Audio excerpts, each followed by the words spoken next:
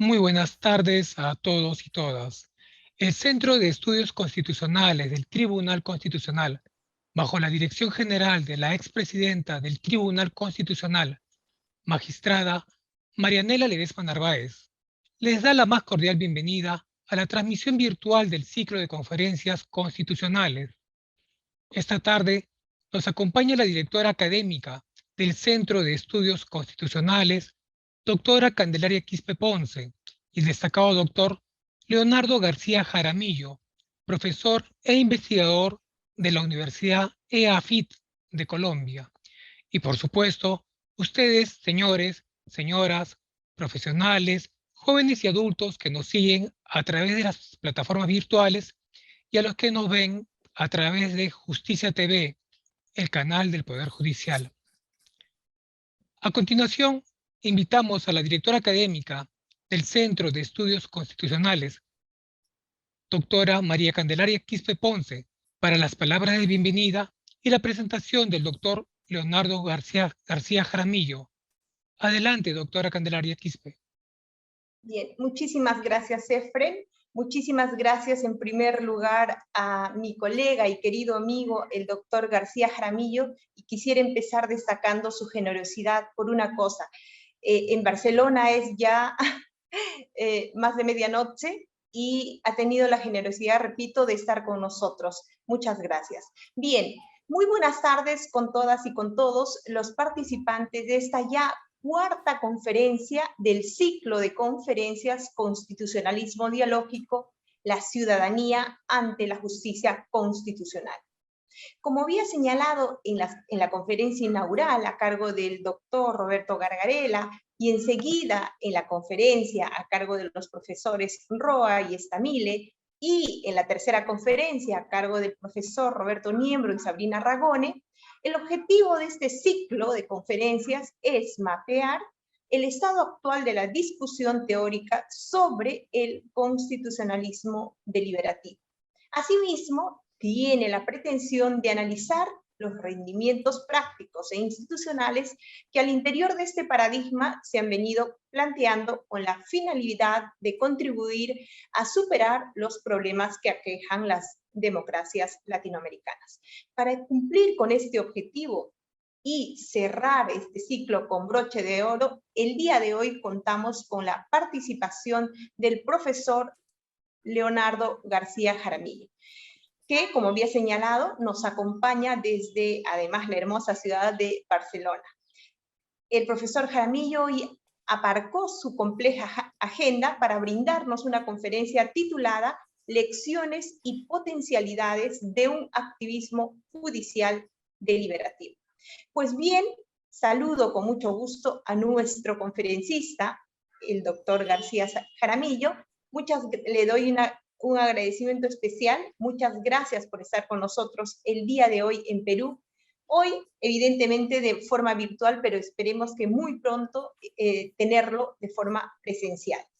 También saludo a toda la ciudadanía que nos está acompañando y a quienes nos siguen por las redes sociales del Centro de Estudios Constitucionales del Tribunal Constitucional y a quienes nos ven en directo en Justicia TV, canal del Poder Judicial.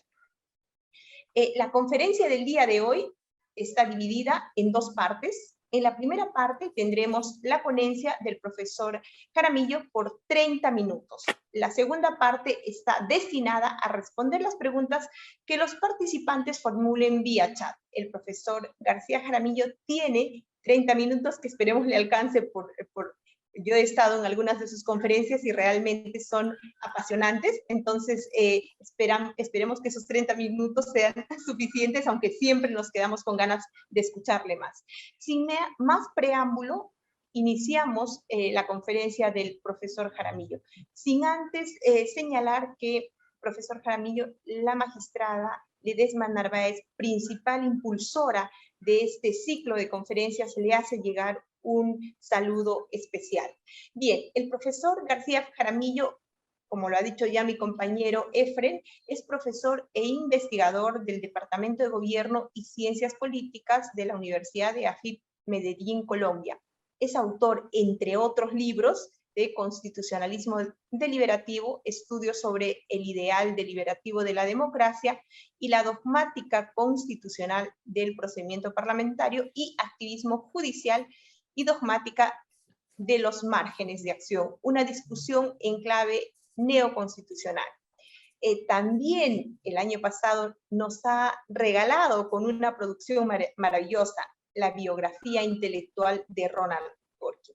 Y aquí le agradezco doblemente al profesor Jaramillo, que tendremos una sorpresa maravillosa. El público nos pregunta y ya nos comenta por el diplomados. Bueno, pues vamos a tener un diplomado de primera, con la ayuda del profesor García Jaramillo, y él se va a dedicar a la obra de Dworkin. Entonces, le agradezco mucho, profesor y querido amigo, y le dejo en el uso de la palabra por 30 minutos. Muchas Bueno, gracias. muchas gracias, apreciada Candace. Es un placer, realmente un privilegio compartir con ustedes, con mis colegas, y tengo entendido varios amigos que me amenazaron con su presencia en esta sesión. Entro en materia para que me alcance el tiempo.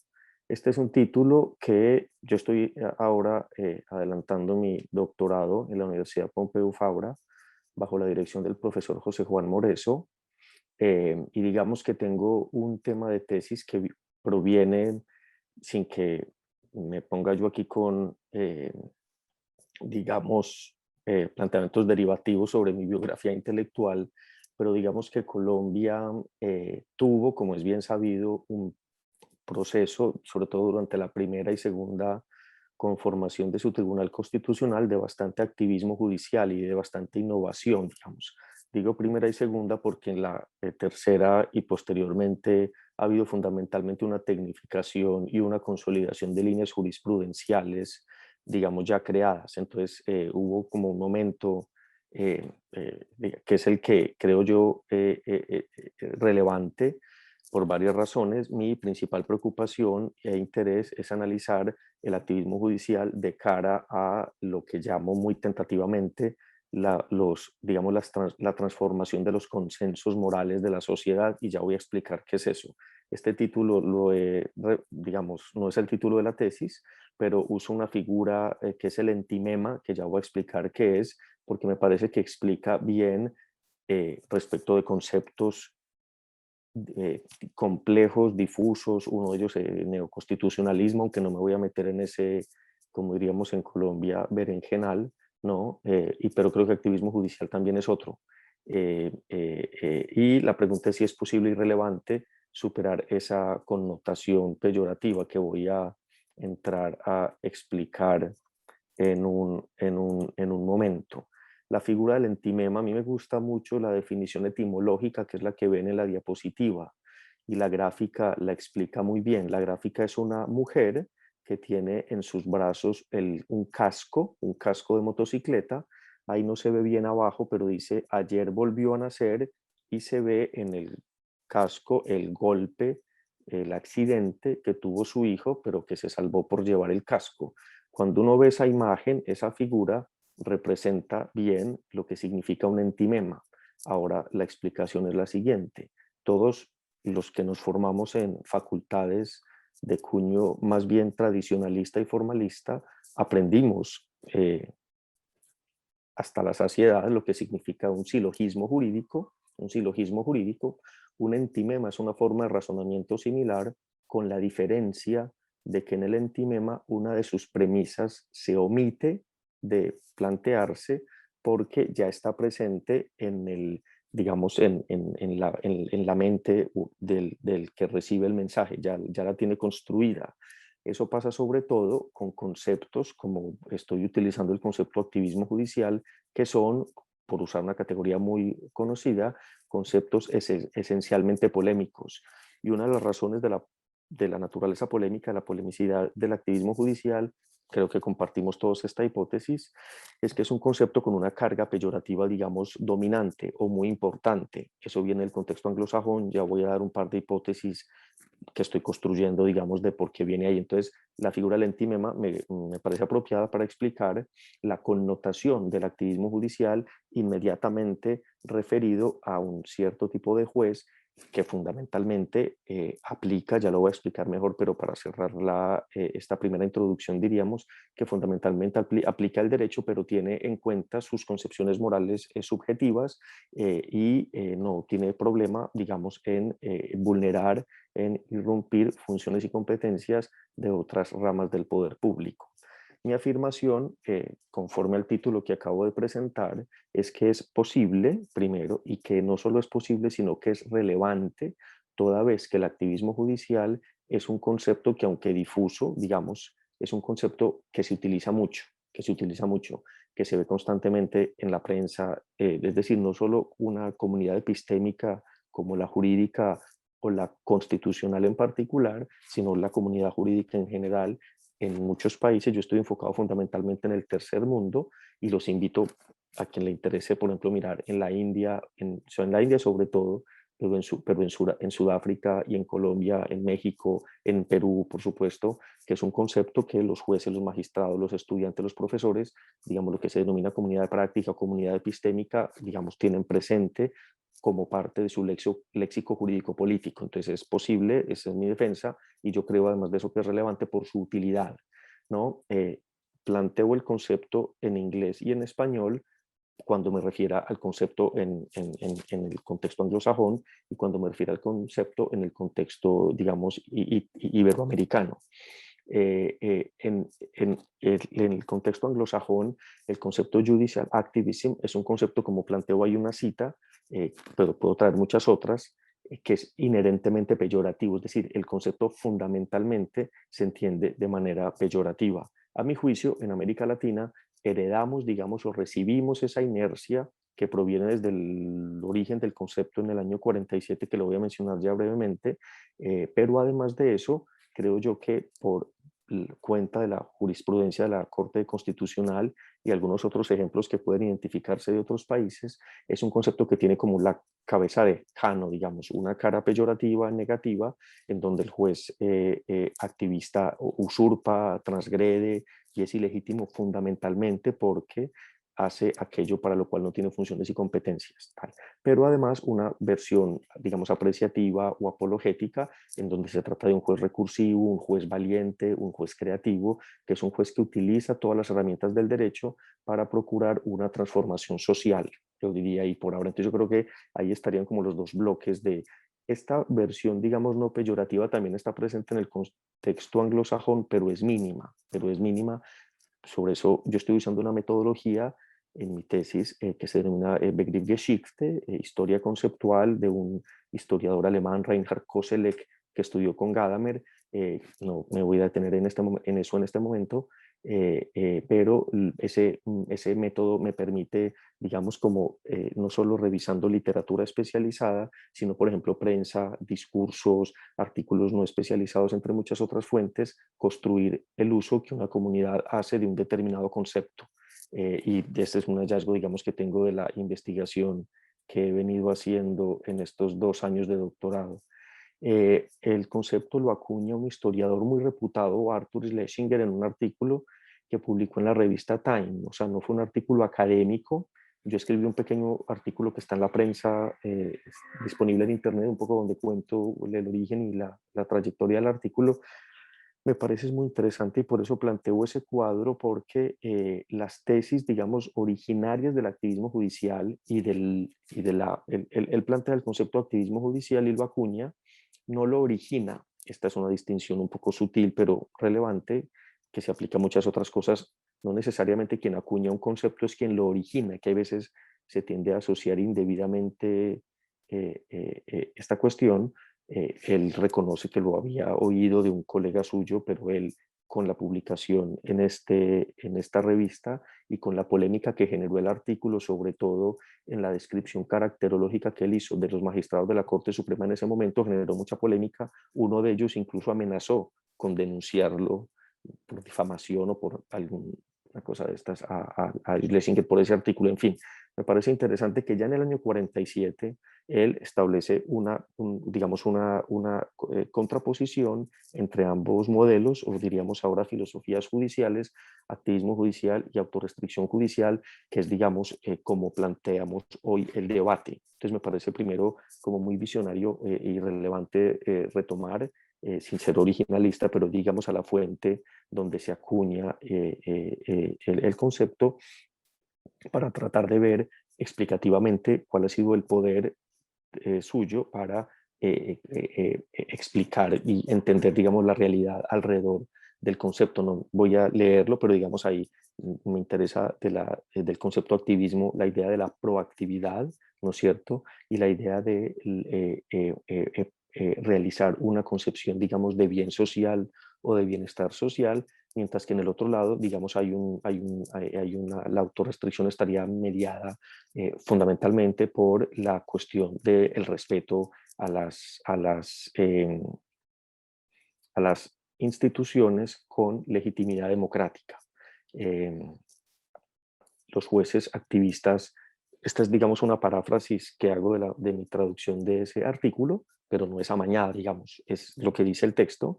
El juez activista procura lograr un resultado social, es decir, tiene lo que explicaré más adelante, una vocación transformadora.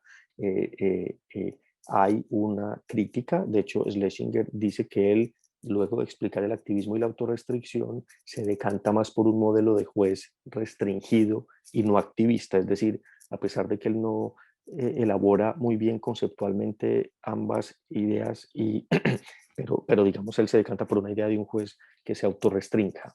Ahí está pues digamos la contraposición. Me interesa finalmente destacar el despotismo, digamos que es una forma fuerte, pero que él utiliza para clasificar a estos jueces, digamos, que amenazan el procedimiento democrático cuando implementan una filosofía activista.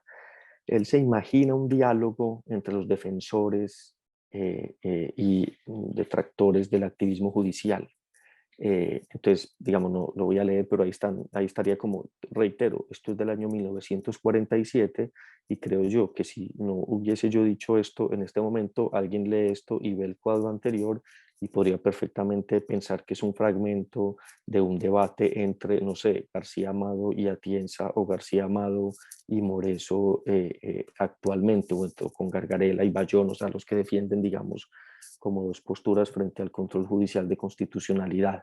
Entonces, esto tiene que ver básicamente este diálogo que se imagina Schlesinger con la falta de acción de un legislativo que de alguna forma activa la competencia de un tribunal para asumir funciones y competencias que no le están, digamos, taxativamente regladas. Este es, por ejemplo, lo mencionaré quizás más adelante, creo que está en esta presentación, la imagen de Scalia. Recuerdan al juez Antonín Scalia, de hecho de él se publicó un libro muy importante, su traducción en la prestigiosa editorial Palestra, que tienen allá en Perú, una editorial muy destacada en el ámbito anglosajón sin duda. Scalia decía, mire, cuando yo critico a un juez activista, lo que estoy criticando es fundamentalmente que colegisle y que se invente derechos que no están en la Constitución. Ahí estaba hablando del fallo sobre el aborto Roe versus Wade, bien conocido, del año 73. Entonces, digamos esto simplemente como para ilustrarlo brevemente. Otra figura histórica para avanzar, Oliver Wendell Holmes, que fue magistrado de la Corte Suprema de los Estados Unidos. Esta frase me parece muy elocuente. Si mis conciudadanos quieren irse directo al infierno, yo no encuentro nada en la Constitución como para impedírselos. Otra frase, y ya explico su pertinencia, el Lerner Hand, que fue un juez muy importante, esta anécdota la relata Ronald Dworkin al inicio de Justice in Robes, de la justicia de Contoga. Al inicio de Justice in Robes, Dworkin cuenta esa anécdota. Dworkin trabajó con Lerner Hand, entonces, digamos, supongamos que la anécdota se la contó el propio Hand, y es que en alguna ocasión Hand se encuentra con Holmes y Holmes lo invita a subir a su carruaje, lo lleva hacia la corte, se baja Hand del carruaje y cuando se despide le grita a Holmes, haga justicia, juez, justice. Allá a los magistrados de la corte se les denomina justices.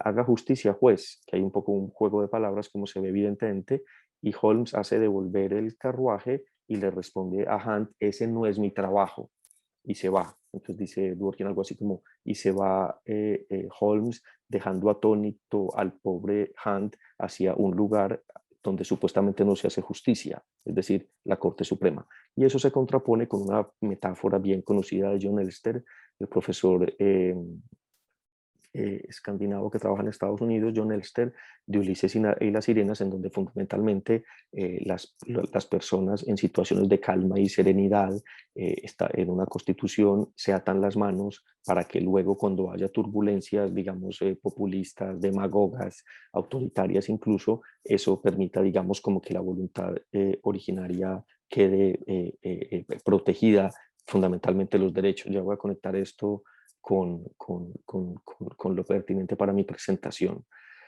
Habíamos dicho que la definición anglosajona, es decir, peyorativa del activismo judicial, tiene que ver con esto: un juez que falla según sus orientaciones ideológicas, sus orientaciones políticas subjetivas, transgrediendo el derecho vigente.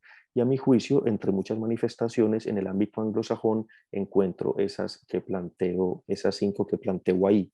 La primera, que ya la decía ahora, de Scalia, una expresión del activismo es cuando, si no se entiende lo voy a leer, cuando yo me quejo acerca del activismo de mi corte, es cuando ellos identifican derechos como el derecho al aborto que no está en el texto de la Constitución. Como se recuerda bien, Scalia defendía una filosofía de la interpretación denominada originalismo, que es una parte o una especie dentro del género del textualismo, en virtud de la cual la mejor y la más correcta interpretación de una disposición constitucional es acudir a las intenciones de quien legislaba para, digamos, consagrar una determinada facultad, permisión, prohibición, etc.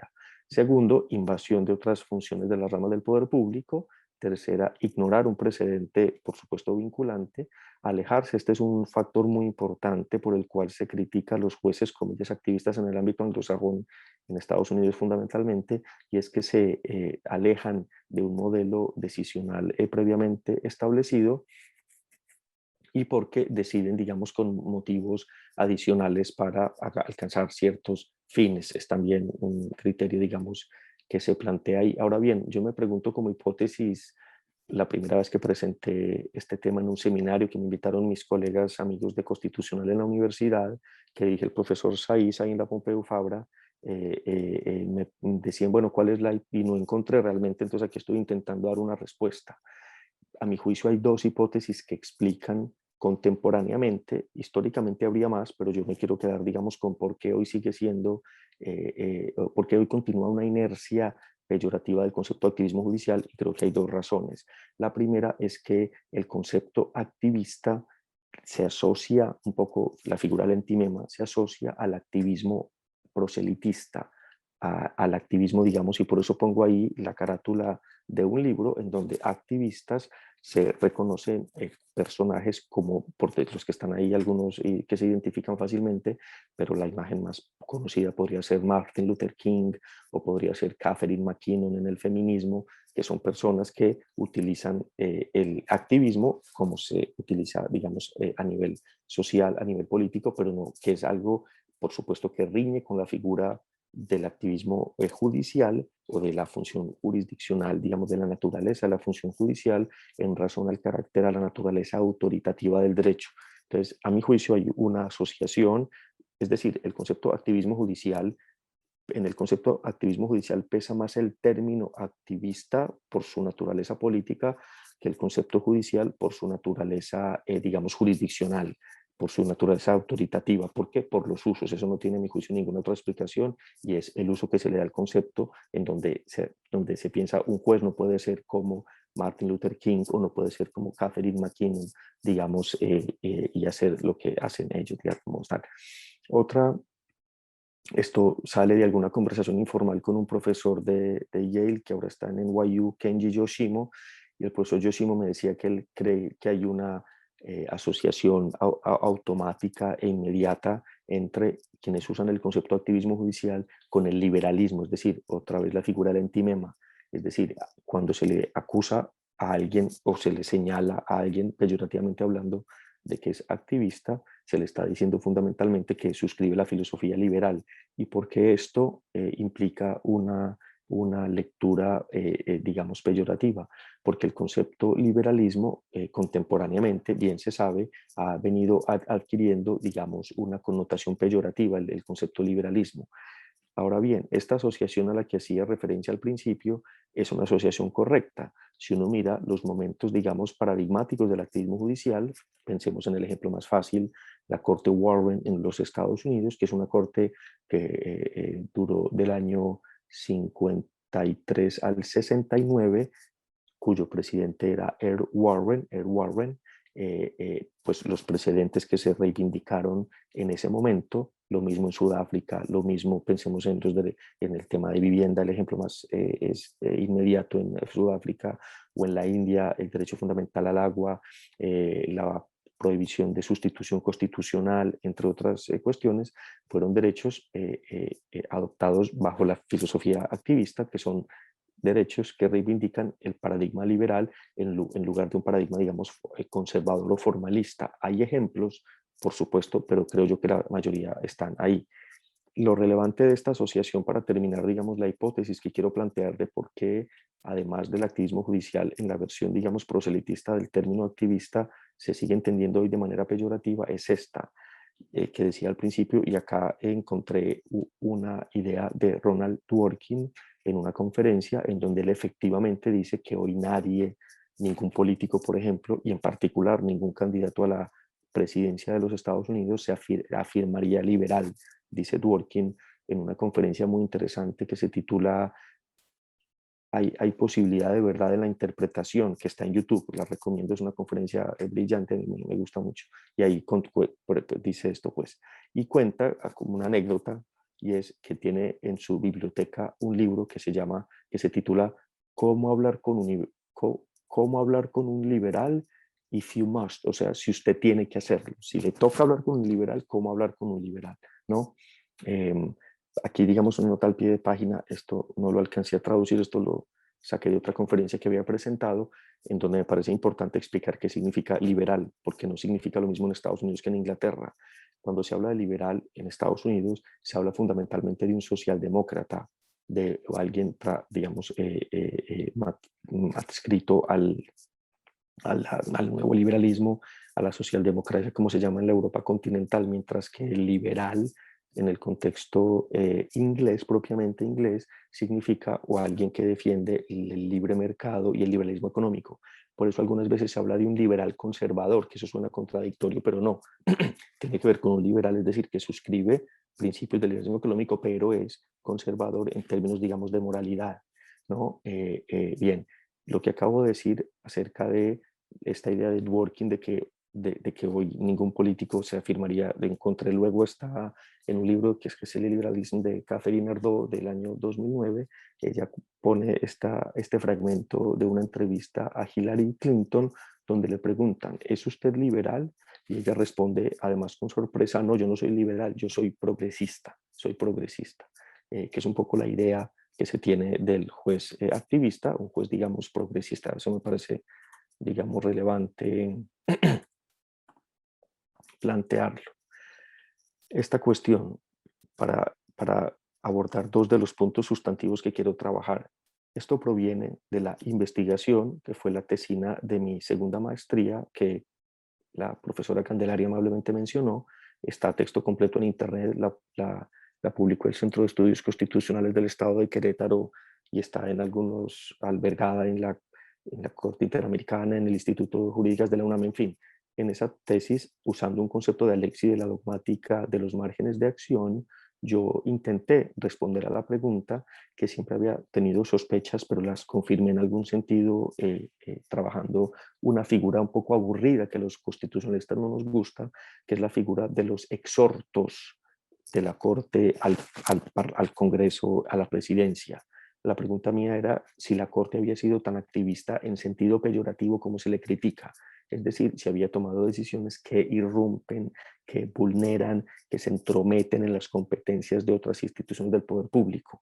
Y mi respuesta fue que no es tan activista en ese sentido digamos, pongamos un ejemplo concreto en términos del proceso de formación de políticas públicas. Y fundamento mi respuesta negativa en la figura de los exhortos, porque invariablemente yo revisé 17 años de exhortos, o sea, una muestra amplia, 17 años de exhortos, y en el 99-98% de las ocasiones en donde la Corte encontraba una omisión legislativa absoluta, es decir, un campo sobre el cual no había materia respecto de la cual hacer control constitucional, la Corte se replegaba y se limitaba a exhortar, a plantear un exhorto, a decirle, por ejemplo, un ejemplo rápido, el Código de Policía de Colombia, que se reformó hace poco, con muchos errores, pero se reformó, antes era como del 70, al principio de la década del 70. Ese código, la Constitución nuestra es del 91, fue objeto de muchas demandas de inconstitucionalidad. La Corte que decía, yo no puedo redactar un nuevo Código de Policía, por supuesto, entonces lo que yo hago es exhortar al Congreso para que lo reforme el existente, pero yo no puedo, digamos, tal. Hay muchos ejemplos sobre eso. Entonces, reitero, tal. ¿Y esto por qué? Porque hay un caso respecto del cual, si no el más, uno de los más criticados de la jurisprudencia colombiana por los críticos del activismo judicial, que es el muy conocido estado de cosas inconstitucional en materia de desplazamiento forzado interno.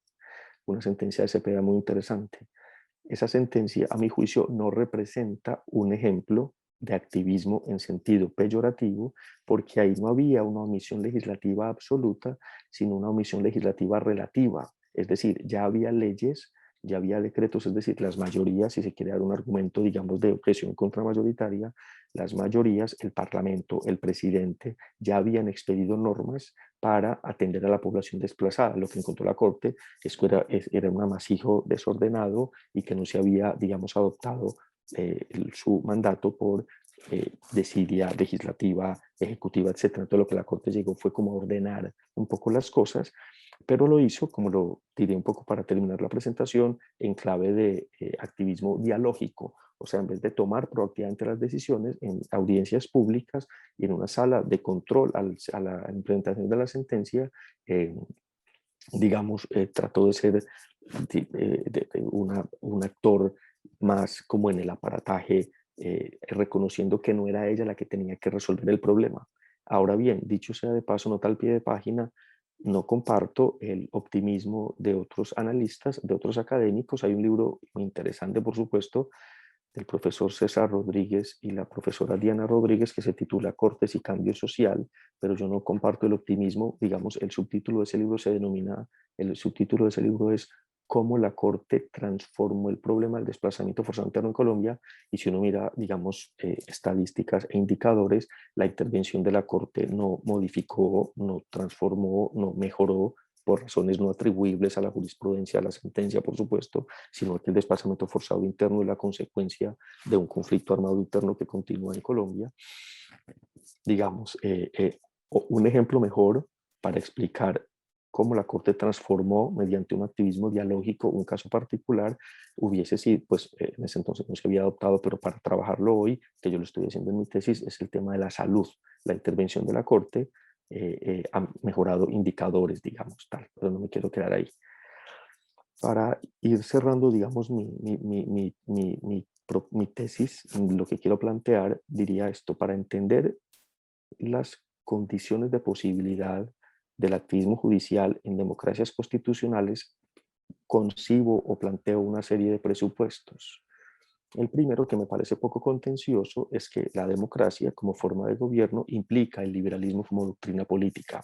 Sobre eso, obvio, entre muchísimos otros autores, digamos, dejaron claro con matices, pero me parece que la primera asociación de implicación, es decir, es necesario en términos duros, es menos contenciosa quizás que la segunda.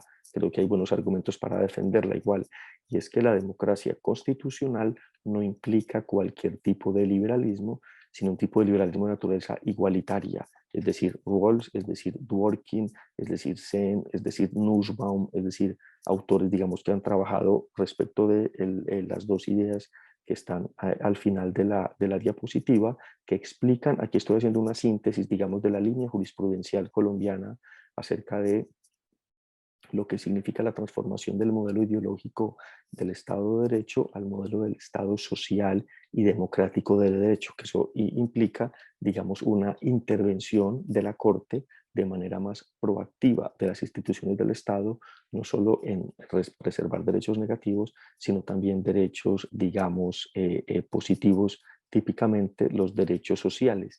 Esto genera un margen, un esquema, un escenario para responder a la crítica de algunos autores que dicen, usando a mi juicio una falacia, y es que si se permite que los jueces sean activistas, como quien dice que a uno solo le gustan jueces que son activistas cuando piensan como uno, pero luego llega un juez activista y hace una barbaridad y entonces ahí sí no, entonces algunos lo llaman el argumento de la pendiente resbaladiza.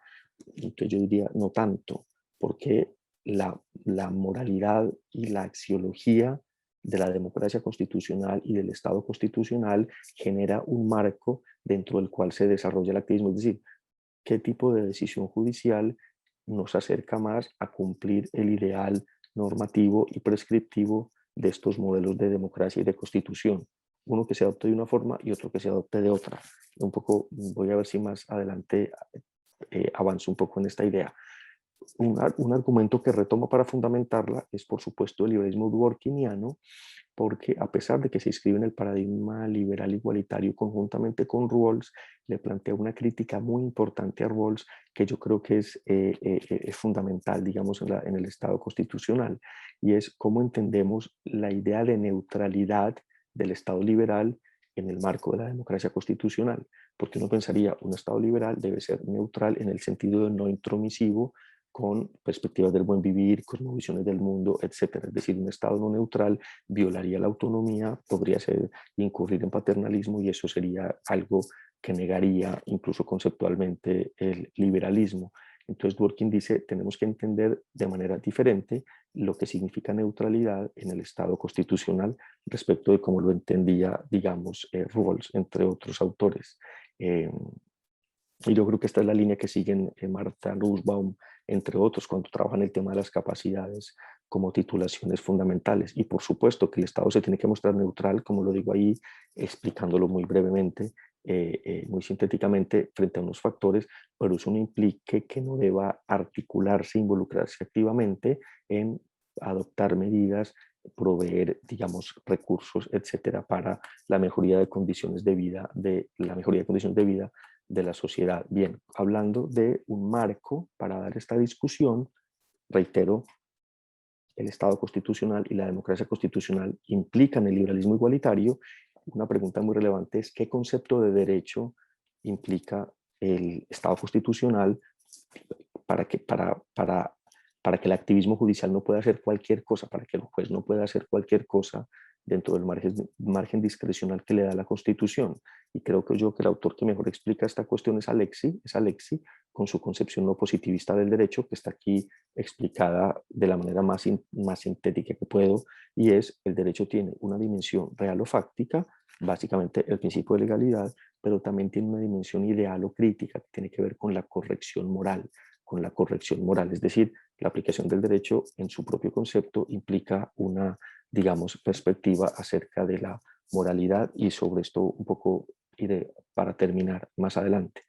Esta sería como mi definición, si me permiten decirlo de esta manera, del activismo judicial. Esa sería mi definición a partir de los usos del concepto, ¿no? De los usos del concepto desde la perspectiva no peyorativa, es decir, en América Latina y en otros contextos en el sur global, India y Sudáfrica, que es la jurisprudencia y la literatura que estoy utilizando, reitero, no solo especializada, doctrina y jurisprudencia, sino también prensa, sino también discursos, sino también programas políticos en donde la idea de activismo judicial es una idea, digamos, muy presente.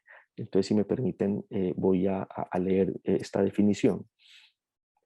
Al juez activista le interesan los propósitos, los principios y los ideales del derecho, así como las consecuencias reales de las decisiones para conseguir una decisión no meramente formalista, sino una decisión judicial contextual, realista y responsable. Responsable en virtud de la idea de la naturaleza institucional del derecho. El juez activista busca una transformación social dentro del respeto a las normas. Aquí las cámaras me están tapando bien. Y así concibe su función dentro de los cauces, en esto estoy siendo ahí un poco alexiano, de lo constitucionalmente prohibido y lo constitucionalmente permitido u ordenado. Ya voy a explicar un poco esto más adelante. Considera el sentido de la norma dentro de la dinámica realidad social y es sensible frente a los valores democráticos que busca preservar, perdón, pero la pantalla me estaba tapando, la imagen me estaba tapando. Se sirve no solo de las herramientas que provee el derecho formal, digámoslo así, sino también de todas las otras fuentes. Por ejemplo, el debate que hay en América Latina. Hace poco participé en un foro, en un debate interesante con el que acaban de nombrar presidente del Tribunal Constitucional del Ecuador, Ali Lozada, y Ali y yo estuvimos ahí, digamos, como defendiendo la importancia de que en América Latina se considere en todos los países atribuirle valor de precedente a la jurisprudencia.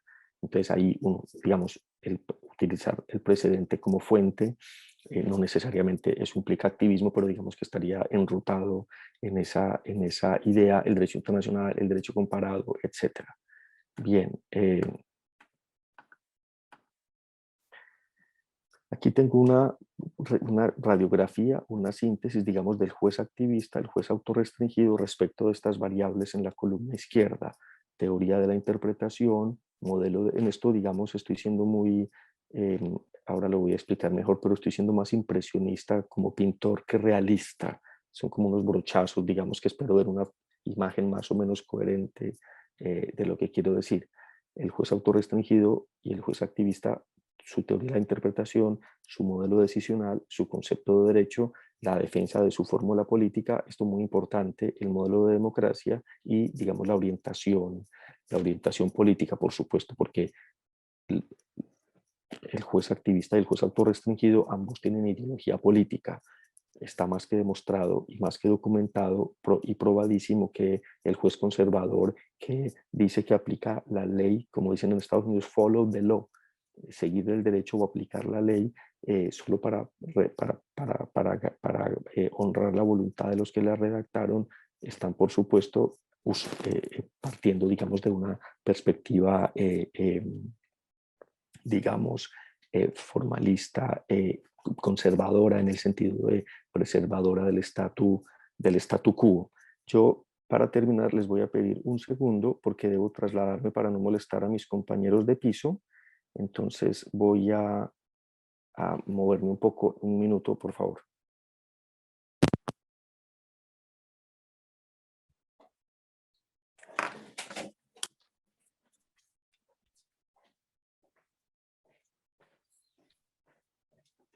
Pedimos a las asistentes, por favor, guardar un minuto, por favor, esperar un minuto.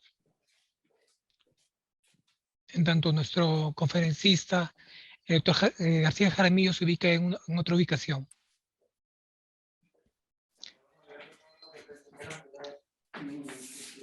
Hola, yo estoy dando una clase. ¿La termino de dar aquí o en la habitación? ¿Vos te vas a acostar ya? No creo. El micro está encendido. Vine porque creí que estabas ahí acostado. El micro está encendido, ¿no? Y reiteramos a nuestros asistentes, por favor, a formular las preguntas del caso. Ya tenemos varias preguntas, pero quisiéramos también, de hecho, conocer más preguntas que ustedes nos puedan formular. Muchas gracias. Estamos a la espera de sus preguntas. Perdón, aquí la logística. Bien, les pido excusas. Para ir cerrando,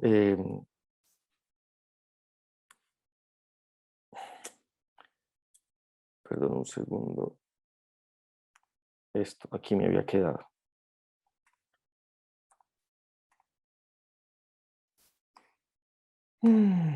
Bien, ahí se ve en la presentación.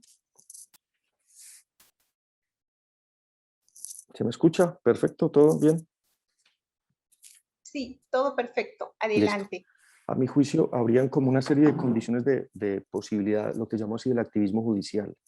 La primera es un poco más digamos, no la tengo tan clara, pero creo que hay un común denominador de naturaleza caracterológica, es decir, depende mucho del tipo de juez, del tipo de magistrado o magistrada que integre el tribunal. Yo he leído, por la razón un poco que Candelaria destacaba al inicio, el género de la biografía intelectual desde hace muchos años, y antes de embarcarme en esta investigación había leído muchas biografías intelectuales de Warren, de Marshall, de jueces y magistrados, digamos, muy importantes, y empecé a encontrar en esas biografías lo mismo que, por ejemplo, en jueces en la India, en Sudáfrica, en Colombia, por supuesto, rasgos caracterológicos, digamos. Voy a destacar 2 o 3 para avanzar y detenerme en lo que más me interesa. El liderazgo, el carisma, la empatía y la capacidad y la necesidad de alcanzar consensos, digamos. Un ejemplo rapidísimo para explicar esto. Cuando Ed Warren es nombrado presidente de la Corte Suprema de los Estados Unidos, logra sacar el fallo Roe versus, el fallo, perdón, Brown versus Board of Education, que es el de la integración racial en las escuelas, de manera unánime, un fallo muy complejo y muy difícil. Entonces ahí hay un ejemplo interesante de un juez que procura lograr un consenso para proferir un fallo, digamos, que va a transformar la sociedad, que fue muy polémico, pero que hoy nadie critica como un juez, como un fallo relevante. Tal. No me voy a detener ahí, me quiero concentrar en las condiciones de posibilidades, digamos, fácticas y jurídicas. Las condiciones, las condiciones jurídicas serían fundamentalmente cuáles son el tipo de derechos y si están en la Constitución, derechos sociales, es el ejemplo más fácil, si existen mecanismos procesales para exigir su garantía, cuál es el sistema de control constitucional, cuál es el procedimiento para nombrar a sus magistrados. Se ha encontrado, por ejemplo, y eso está bien documentado, que en un modelo como en Estados Unidos, como en Brasil y como en Argentina, donde el presidente tiene tanto poder para elegir un tribunal, ese tribunal, digamos, es menos activista, es decir, es menos proclive a adoptar decisiones, digamos, de vanguardia o progresistas, tal. En fin. Y condiciones fácticas tiene que ver con esas 3 ideas que están ahí al final. El tipo de gravedad en la violación de los derechos, qué tipo de presencia hay o no en el territorio, y algo que yo creo que es muy importante, que yo diría que es el primero y que explica por qué en Europa la idea del activismo judicial es una idea que le suena tan ajena a su realidad, digamos, política y jurídica. No me puedo detener ahí, pero clarísimamente, y yo creo que este factor explica el fenómeno en Estados Unidos y en Colombia y en otros países. Una sociedad menos conectada socialmente es una sociedad en donde, digamos, hay menos probabilidad de lograr cambios sociales efectivos, y eso activa de alguna manera, es decir, son un conjunto de posibilidades, lo que estoy tratando de plantear ahí de manera, reitero, muy impresionista, por hacer la analogía con la pintura, muy impresionista. Algún amigo mío, bueno, impresionista, en fin, no realista, no de detalle fino, no, pero eso es lo que explica que aquí, digamos, se hayan podido lograr consensos políticos. En España, por ejemplo, el aborto es una ley del Parlamento y el matrimonio entre parejas del mismo sexo es una ley del Parlamento. En otras sociedades, por ejemplo, el activismo político y social en Argentina, que ha movilizado a la ciudadanía, a las mujeres, a las parejas del mismo sexo para conseguir victorias, tal. En ese sentido, hay cohesión, ¿no?, que no se ve en otros países, y eso es lo que explica que sea más proclive, digamos, el activismo judicial. Ahí arriba precisamente pongo un fragmento del cuadro Impresión Sol Naciente, que es el cuadro que le da nombre al movimiento impresionista.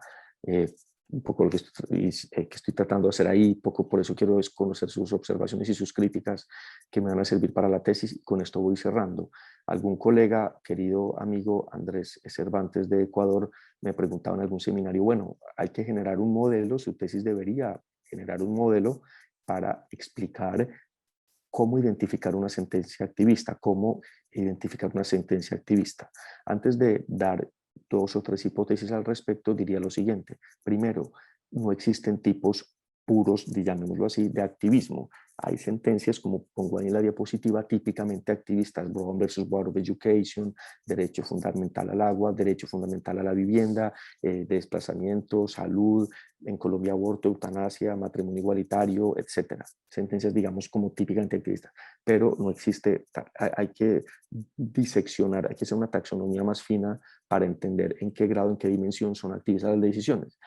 Y esto lo estoy elaborando y estoy tratando de llegar a alguna idea verosímil, porque mi director de tesis me decía, por ejemplo, él conoce muy bien la realidad jurídica y la evolución jurisprudencial en Colombia frente a puntos fundamentales, y él me decía: yo no creo que, por ejemplo, la salud, que es lo que yo decía al principio, sea un fallo activista, digamos.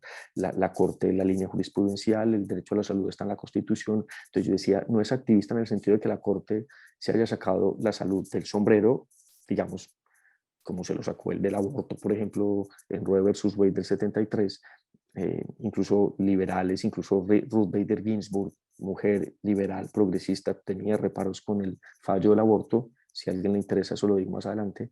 Bien, entonces me interesa, digamos, dar tres hipótesis, a ver ustedes qué opinan, para ir cerrando. La primera es que, a mi juicio, aquí estoy procediendo de manera, digámoslo así, inductiva, es decir, a partir de muchas sentencias que se reconocen como activistas, estoy tratando como de sacar comunes denominadores, y he encontrado como tres. Reitero, siendo un poco impresionista en el trazo. En teoría de políticas públicas se maneja el concepto referencial. El referencial es fundamentalmente la representación que se hace de un problema o de la realidad.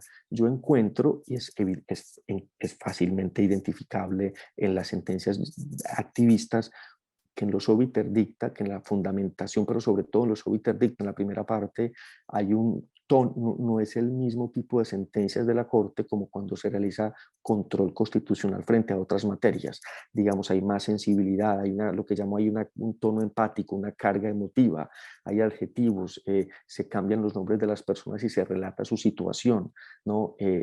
Hay, digamos, una reconstrucción de la realidad y de la violación de los derechos, que yo diría en ese sentido, digamos, que expresan una particular sensibilidad por la situación de una persona o de un colectivo. Doy un ejemplo. Creo que la primera sentencia en Colombia donde se habló del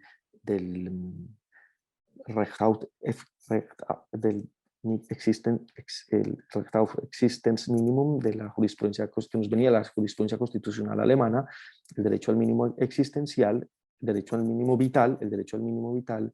La primera sentencia, creo, fue una sentencia en donde un señor se iba a quedar ciego, presenta una acción de tutela, un recurso de amparo para que se le haga una cirugía ocular, y la respuesta del juez de instancia es fundamentalmente: mire, el derecho a la salud no está amparado por la tutela porque no es un derecho fundamental, así está en la Constitución colombiana, y caricaturizando la respuesta, pero básicamente le dijo: si usted se queda ciego no se muere, y por lo tanto la tutela no es el mecanismo para protegerle a usted el derecho a la vista, a la visión. El caso llega a la Corte y la Corte dice: el juez no prevaricó, o sea, el silogismo le quedó desde una perspectiva de justificación interna lógicamente impecable, pero dice la Corte, creo que estoy citando palabras textuales: esta no es una respuesta que se le pueda dar a una persona que vive en un Estado social de derecho y bajo una constitución democrática. Entonces, fíjense que ese es un argumento, pero no es un argumento, digamos, técnico, formal, sino un argumento empático, digamos, de otra naturaleza. Entonces, yo creo que ahí hay un aspecto fundamental para identificar una sentencia activista, tal, en la manera como identifica y como representa un determinado problema. Tengo otros ejemplos, pero quiero pasar rápido. Por supuesto, desde la fundamentación. Esta explicación requeriría más tiempo, pero no lo tengo.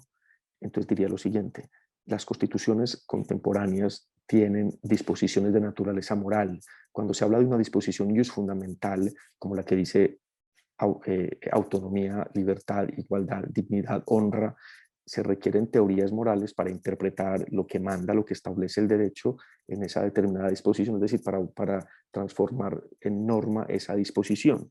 Entonces ahí, ¿cómo se construye dogmáticamente un derecho? ¿Cómo se fundamenta aquello que el derecho objetivo general manda, ordena, establece respecto a ese derecho subjetivo? Estoy tratando de expresar una idea que comentó Alexi en una conversación en uno de sus viajes a Bogotá, donde él decía, además que lo digo más veces, pero yo se lo escuché ahí, donde él decía, cuando usted va a un país y pregunta dónde está la Constitución, no le deben mostrar el texto de la Constitución, sino los tomos de jurisprudencia del Tribunal Constitucional. Ahí es donde está la Constitución de un país. La Constitución de un país. Entonces, a mí me parece fundamental este aspecto de la construcción dogmática de los derechos, de cómo se desarrollan, de cómo se construyen a partir de teorías morales sustantivas. Es decir, por eso no es fortuito que se cita a autores, a Kant, por ejemplo, cuando se va a definir la dignidad humana, por ejemplo. El uso de metodologías, principio de proporcionalidad y, como decíamos ahorita, el uso de otras fuentes, digamos. Y este, que es el ejemplo, digamos, más paradigmático de una decisión activista, y es el tipo de órdenes, tanto en la metodología, es decir, lo que trato de mencionar, destacar, que lo haré rápidamente para terminar, de una construcción deliberativa de la decisión, pero algo que se observa en la decisión, pero sobre todo, al menos en Colombia, en los autos que se profieren luego de cada decisión para garantizar su cumplimiento. Ahí se ve lo que uno podría denominar una vocación transformadora. Y otro aspecto importante donde se demuestra el activismo de una decisión es en el seguimiento a las órdenes. No es una decisión que se imparte y la Corte se olvida del tema, sino que hay, por ejemplo, audiencias de seguimiento al cumplimiento de las órdenes, digamos. Y ahí estoy poniendo ejemplos de cómo se da el tema en Colombia, en sede de control abstracto de constitucionalidad o en sede de tutela. Eso pues respecto del caso colombiano. Si estas tres ideas que estoy tratando de plantear para identificar una decisión activista o una línea decisional activista son verosímiles, son coherentes, me parece que reflejan expresiones particulares o claras del activismo judicial, y a mi juicio son estas tres que hay ahí. Primero, el desarrollo de la densidad normativa material de la Constitución, es decir, por utilizar la categoría dworkiniana, la idea de la autonomía, de la libertad general de acción, no significa preinterpretativamente nada. Se requiere una teoría moral, una teoría según la materia, que la interprete y permita construir, lo que decía hace un momento, establecer su contenido normativo definitivo, que es vinculante para el legislador y para los particulares respecto de eso que significa y que manda el derecho. Entonces, el activismo se expresa en eso. Y ahí es donde uno observa tipos de activismo buenos, convenientes, o como formas de activismo negativo. Un ejemplo que está presente en la literatura y es un tema de los temas políticos, sino de los más importantes actualmente en los Estados Unidos, que es el tema de la supresión del derecho al voto. El fallo Citizens United, que Ruth Bader Ginsburg tiene un voto particular maravilloso, muy sencillo pero muy elocuente, recomiendo su lectura, y ahí lo que dijo, digamos, hay varios fallos, pero no, mejor voy a ejemplificarlo con este otro fallo. El fallo, este otro fallo, el otro me obliga a explicar más cosas. Este me obliga solo a decir, la Corte Suprema de Estados Unidos afirma que a las empresas y a las personas no se les puede restringir con cuánto dinero apoyan o cuánto dinero aportan a campañas políticas, porque eso violaría su libertad de expresión, su libertad de apoyar un determinado mensaje político.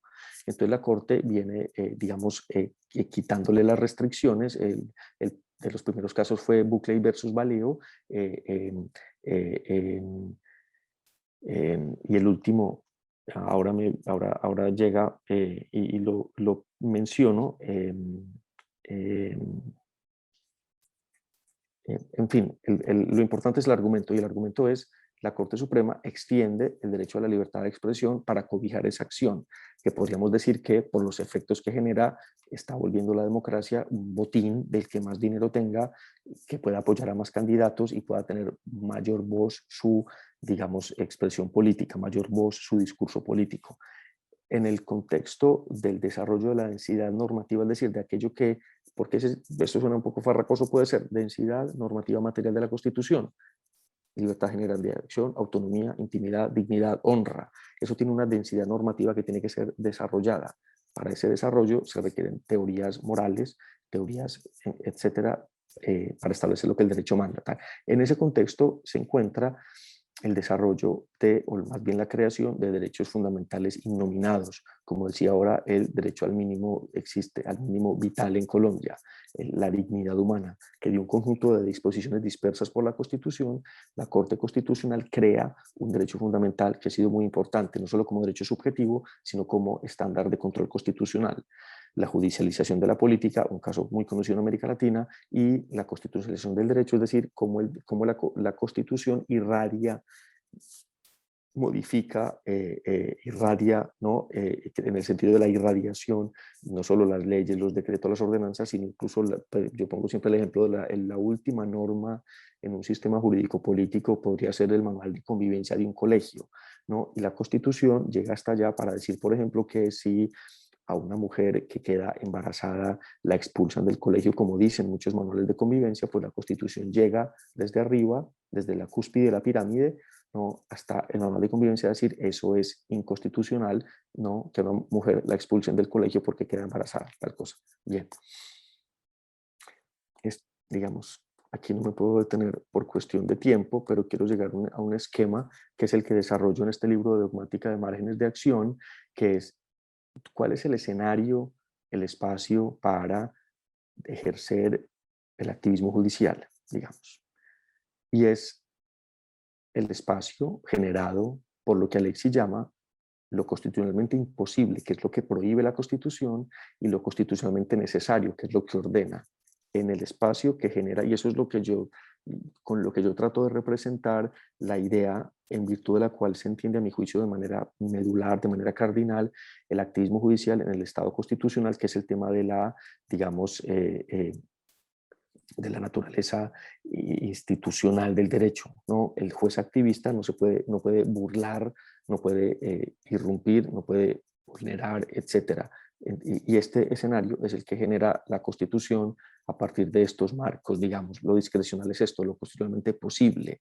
Esto está ligado con la idea, que no puedo desarrollar ahora, de los principios como mandatos de optimización. Lo constitucionalmente posible del derecho a la vivienda no es lo mismo en un país con un PIB como los escandinavos a un país con el PIB como los latinoamericanos. Entonces ahí está la condición fáctica que implica cuál es el mayor grado posible de amparo al derecho a la vivienda digna, por ejemplo. Entonces, esta idea la dejo simplemente como insinuada por si alguien tiene alguna pregunta concreta o por lo poco que puedo acabar de decir, que es como Alexis concibe la Constitución como un orden marco, es decir, como un orden que establece un marco, una estructura, como está en la gráfica, aquí lo hago lo más pedagógicamente claro que puedo, para entender, digamos, ese escenario en donde se genera la decisión, digamos, la decisión discrecional. Y con esto termino, aunque me pase el tiempo, creo que mucho, perdón, no he querido ni ver el reloj. Bien,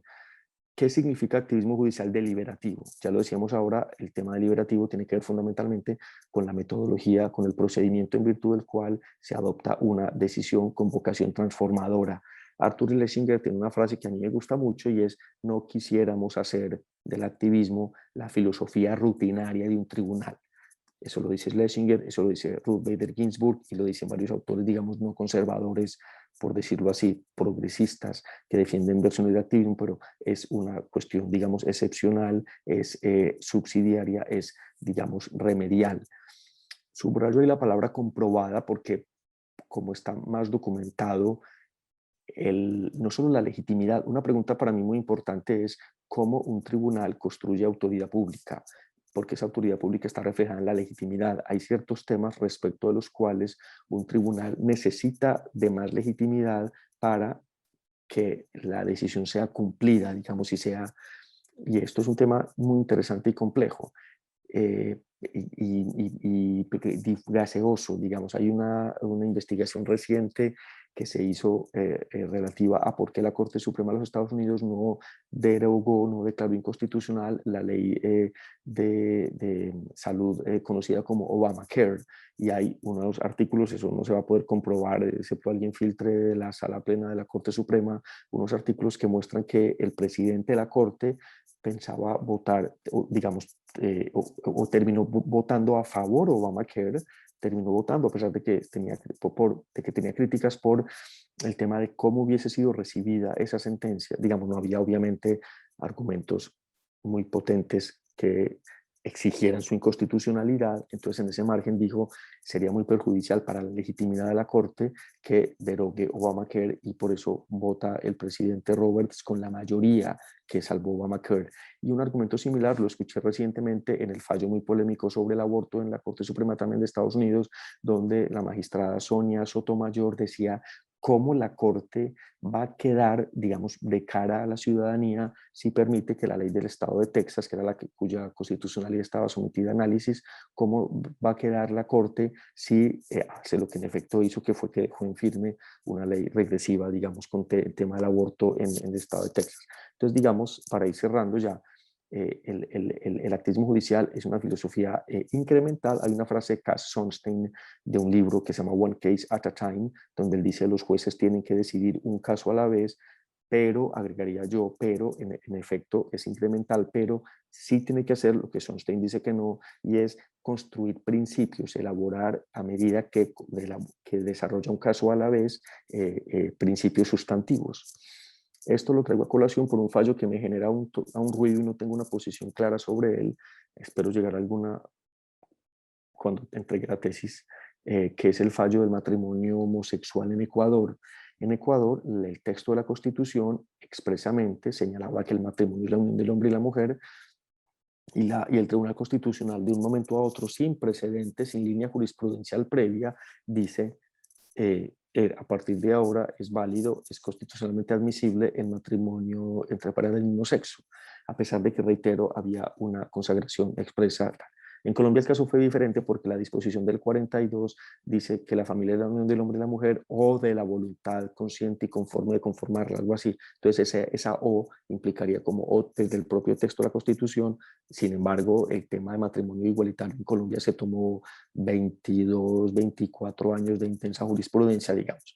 Entonces yo ahí sobre este primer punto tengo dudas acerca de, en principio tengo una posición crítica, o sea, creo que no fue un fallo correcto, como no lo fue el fallo Roe versus Wade sobre el aborto del año 73 en Estados Unidos, porque fue un fallo que quiso, por citar a un magistrado que lo criticó, liberal, y quiso ir too far, too fast, muy rápido y muy lejos.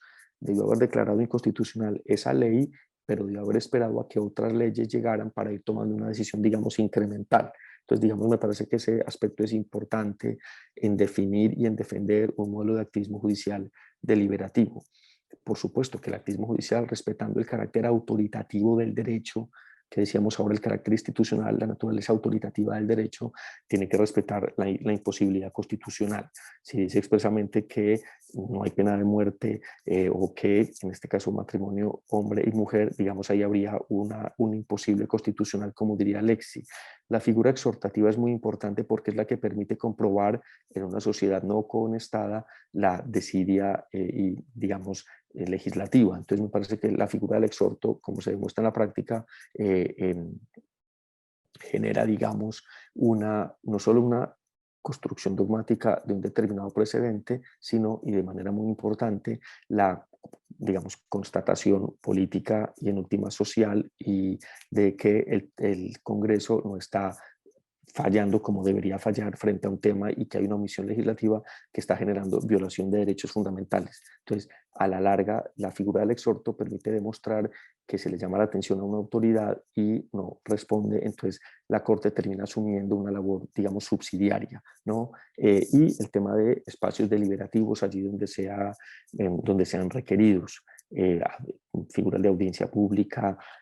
Recuerdo precisamente en Ecuador algún debate con amigos auxiliares de magistrados del Tribunal Constitucional en el Ecuador, y en Perú también en alguna. Yo he sido profesor varios años de la Procuraduría de la Escuela Nacional de Control, y en el contexto de esas clases conocí a miembros de la Corte, alguna vez cené con un par de magistrados, y decían que les costaba mucha dificultad convencer o plantear el tema de amicus curiae, de que la Corte le pregunte a personas, a instituciones, o le pregunte, y yo decía, pero en Ecuador, y lo planteaba en estos términos, la Corte debería ser tan valiente, y sus magistrados como valientes fue su fiscalía con los escándalos de corrupción de Odebrecht, como tienen, digamos, contra las paredes a expresidentes y a personas muy, muy poderosas, que ningún país de América Latina lo ha hecho, pero sí el Perú. Digamos, los jueces deberían replicar esa valentía, si me permite la expresión, que han tenido estas otras autoridades frente a este problema. Bien.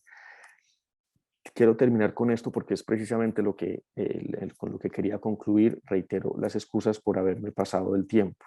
Yo encuentro que hay dos versiones del activismo judicial en el contexto en el que lo plantea ahora. Una es el proceso de formación de políticas públicas. Se suele decir, a mi juicio de manera equivocada, que los jueces en estados constitucionales no deben, comillas, entrometerse, no deben participar en el proceso de formación en las políticas públicas en general. Creo que es un error, porque creo que no se disecciona bien lo que es una política pública y cuáles son sus fases de formación. Yo creo rápidamente que un tribunal constitucional tiene una función, una incluso obligación de participar en este proceso en la primera fase, que es en el agendamiento de un problema como política pública, y en la fase final, que es en el control de la eficacia de las decisiones impartidas. Pero en la mitad, que es en el diseño de medidas de política pública, la Corte no puede intervenir en eso, en el diseño de una medida de política pública, de un programa. Cuando la Corte intenta hacer eso, que yo no tengo tantos ejemplos, de hecho no tengo a nivel de la crítica que se ha hecho por la Corte y su intervención en esta dimensión para explicar esta intromisión indebida, ahí sí sería completamente criticable. Hay un fallo que es el de financiamiento de vivienda en Colombia, UPAC, que yo creo que tuvo ese defecto, pero digamos, no me quiero meter ahí. Lo que me parece más interesante es el tema de consensos morales, y quiero plantear esta imagen porque yo creo que es muy potente. Gracias a la jurisprudencia del Tribunal Constitucional, de la Corte Suprema en Estados Unidos y de otros tribunales constitucionales, esta imagen no es apócrifa, es verídica. Cuando sale el fallo Obergefell en Estados Unidos, la fachada de la Casa Blanca se ilumina con los colores de la bandera LGBTI, y esto ilustra otros ejemplos que tengo aquí, pero no me puedo detener en esto, pero estoy fundamentando esto que voy a decir en psicología, en estudios de psicología científica, en donde precisamente varios estudios han utilizado este fallo y otros fallos, ojo con esto, para demostrar, y esto es lo que uno podría ver una incidencia positiva del activismo judicial en transformar lo que yo llamo el consenso moral de una sociedad, es decir, que entiende por discriminación, que entiende por igualdad y que entiende por libertad o por honra, etcétera, etcétera, etcétera. Ahí, en pocas palabras, lo que demostró esta investigación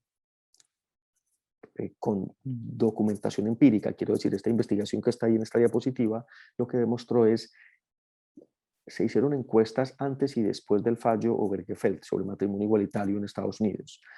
Muchas personas no necesariamente cambiaron su opinión a raíz de la deliberación que se dio, que suscitó la Corte por los medios de comunicación, que puso a hablar a los políticos, que puso a opinar al presidente, que revoluciona Twitter cada que saca una sentencia de esta naturaleza. Eso genera un impacto. Muchas personas cambian de opinión gracias a que escuchan nuevos argumentos que provienen por la actividad de la Corte. En Colombia, yo creo firmemente que frente a matrimonio igualitario y a un caso mucho más difícil que es adopción igualitaria, los argumentos que puso a circular la Corte cuando demostró, conforme a la mejor evidencia científica disponible, que el hecho de que dos hombres o dos mujeres críen a un niño, lo mismo que una persona soltera, eso no afecta a su interés superior. En fin, en Estados Unidos es esto que está en la diapositiva, en este estudio que está ahí citado, los efectos de la decisión de la Suprema Corte frente al matrimonio gay y sobre las normas sociales y las actitudes personales. Ojo con esto, no cambian percepciones, actitudes personales, sino que piensan que otras personas están cambiando, y eso genera, digamos, una transformación de un consenso social a la larga.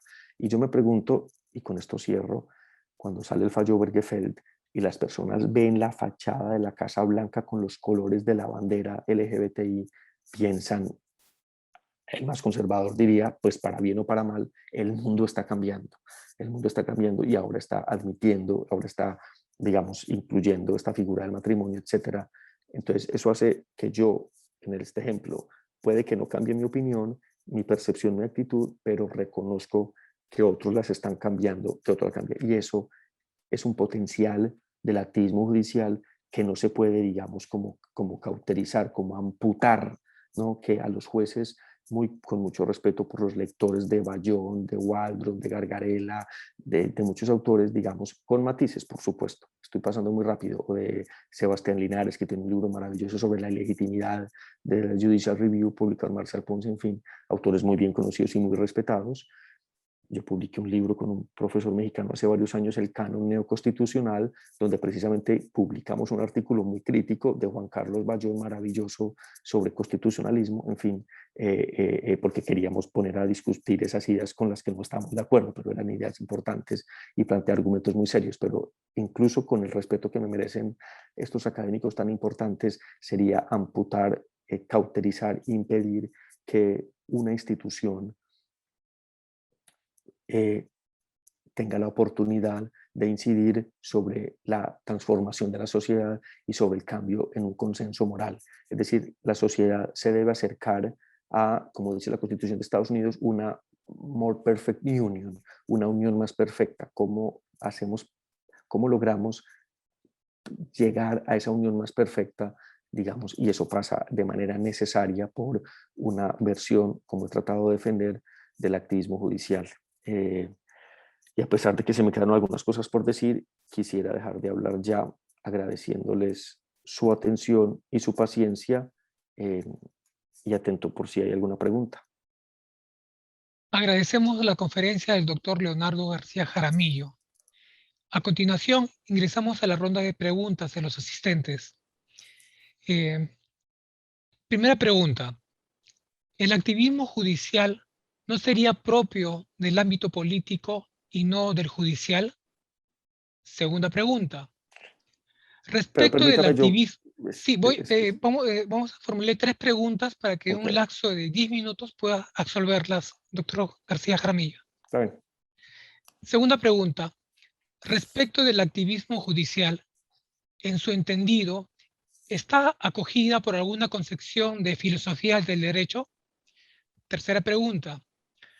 ¿Cómo lograr que un juez sea más empático, realista, emotivo y hasta internacionalista, si debe ser neutral, pero además tiene mucha carga procesal? Adelante, doctor García Jaramillo. Gracias. Todavía no soy doctor, no me merezco ese título, así que si me dice profesor le agradezco más. Y cuando sea doctor no voy a querer que me digan así tampoco. Bien, mentiras.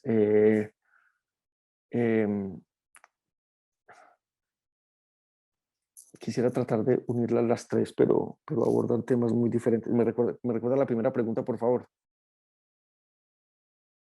Por supuesto, el activismo judicial Ya, no sería perdón, ya propio recordé. del ámbito político y no del judicial. No, por supuesto que no. Pues se llama judicial porque es esto, lo que habría que distinguir ahí son dimensiones y ámbitos del activismo.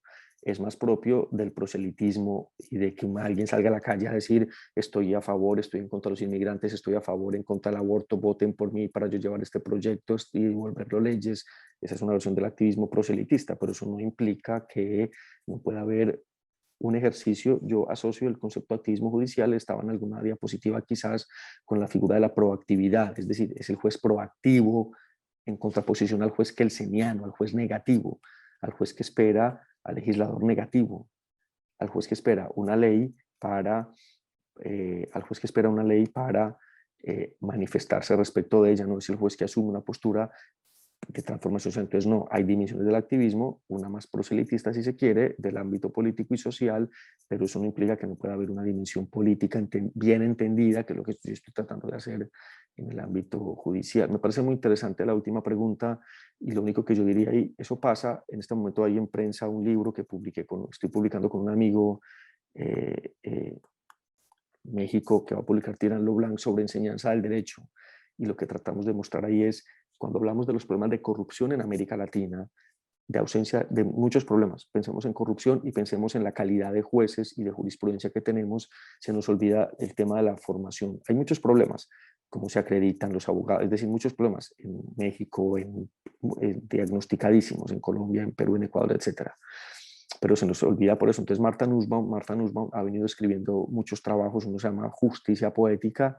Marta Nussbaum es muy famosa, muy reconocida, por supuesto, pero Justicia Poética es un libro que todos los estudiantes de Derecho deberían leer, y entonces uno debería pensar qué tipo de formación jurídica hay que tener para generar mayor empatía, porque eso no es solo genético, digamos, yo no sé de eso, pero diríamos, hay por supuesto condiciones sociales que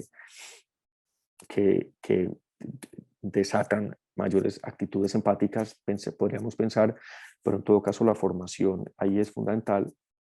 Martha Nussbaum ha escrito sobre eso. Yo traduje un artículo de ella que se titula el uso y el abuso de la filosofía en la enseñanza del derecho, donde apunta en esa dirección también. Y en este libro sobre enseñanza del derecho estamos tratando como de apuntar a eso. Entonces, y precisamente vinculamos enseñanza del derecho con calidad de la jurisprudencia, formación judicial.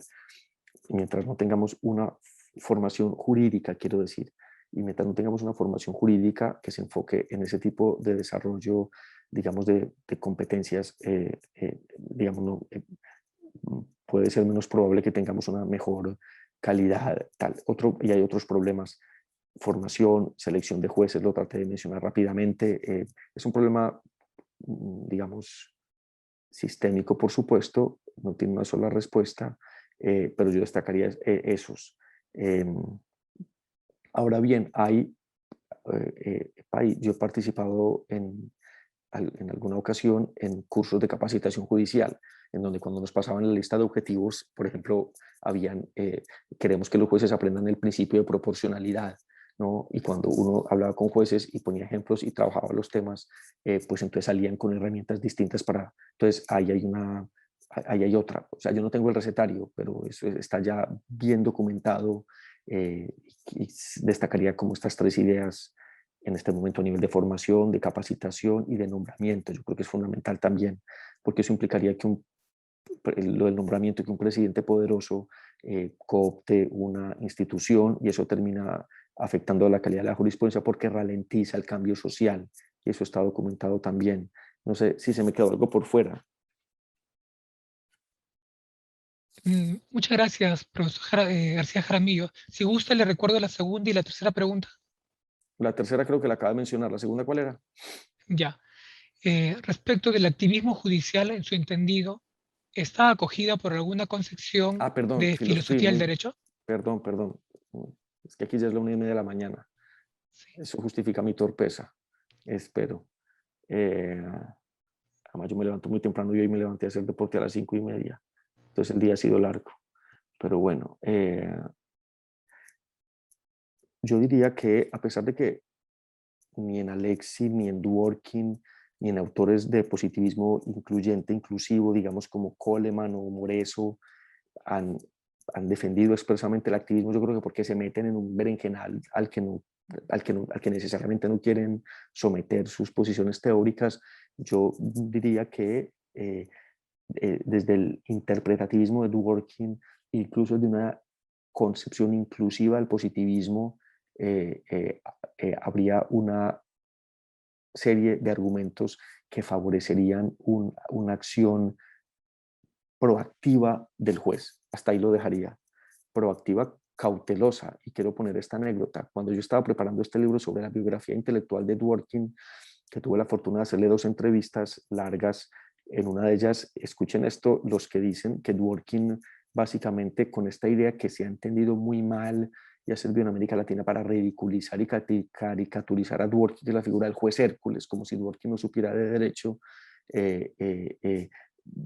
Hablamos sobre el tema de derechos sociales y él dijo: yo creo que los jueces deberían amparar derechos sociales si están reconocidos en la Constitución. Entonces yo le expliqué, le contaba el caso colombiano y le dije: mire, en Colombia están, pero el mecanismo procesal no se enfoca en su cumplimiento porque están enfocada en el cumplimiento de derechos fundamentales. Entonces, ¿usted cómo vería que los jueces ahí, digamos, intervengan en el proceso de formación? Y me dijo: si no están reconocidos ahí, yo creo que el juez no debería participar. Entonces, Dworkin diciendo: el juez debe amparar un derecho social si está reconocido en la Constitución y si el mecanismo procesal para su garantía está consagrado para, digamos, enfocarse o para llevar a la práctica para llevar a la realidad un derecho como un derecho social. Entonces, cierro con esto. yo diría, es una muy buena pregunta. Ahí lo traté de plantear desde la concepción del derecho, la concepción de la interpretación, pero creo que una doctrina, digamos ya de filosofía, el interpretatismo, el derecho como integridad, porque fíjese, y con esto termino, al menos esta pregunta, la novela en cadena, que es la metáfora de Dworkin, donde explica los deberes de coherencia, entre otros, que tiene que tener un juez cuando aplica derecho. La novela en cadena, bien conocida, pero la voy a sintetizar brevemente. Cuando un juez recibe un nuevo caso que tiene que fallar conforme a un precedente, a una línea jurisprudencial determinada, es como si recibiera una novela. El juez es como un novelista, que si recibe 5 capítulos de una novela que transcurre en el lejano oeste, en Estados Unidos o en Mongolia o en Sudáfrica, etcétera, no puede redactar el capítulo que le corresponde como si fuera la Guerra de las Galaxias.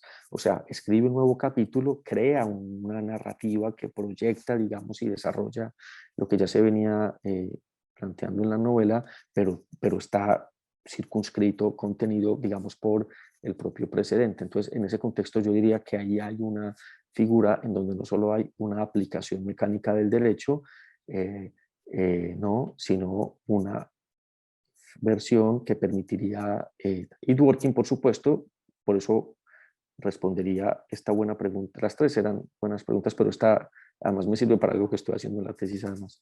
Esto diría adicionalmente, y es... Dworkin defendió el fallo Brown expresamente, Brown versus Board of Education, el fallo que les contaba ahora del año 53 sobre integración en las escuelas, el primer fallo de la corte más activista en la historia de Estados Unidos, la corte Warren. Él lo defendió expresamente y debatió con Lerner Hand sobre ese fallo porque él lo criticaba. Entonces yo diría que en ese contexto su teoría reconocería una figura, una posición, digamos, proactiva del juez. Yo diría que para responder con una, podría haber alguna otra.